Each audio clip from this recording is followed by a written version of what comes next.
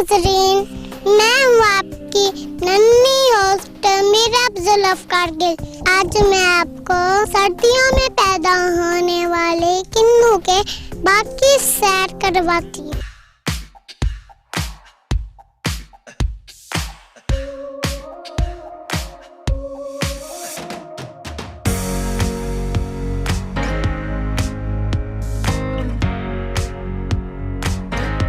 हमारा किन्नू अपनी लज़्ज़त और ज़ायके की वजह से पूरी दुनिया में मशहूर है। इस वक्त भी दुबई में हमारा किन्नू एक्सपोर्ट हो रहा है।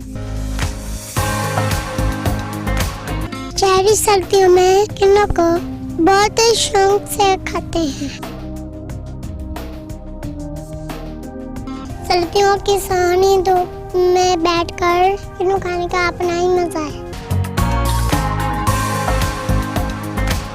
किन्नू में पाए जाने वाले विटामिन इंसानी जिस्म के लिए बेहद मुफीद हैं।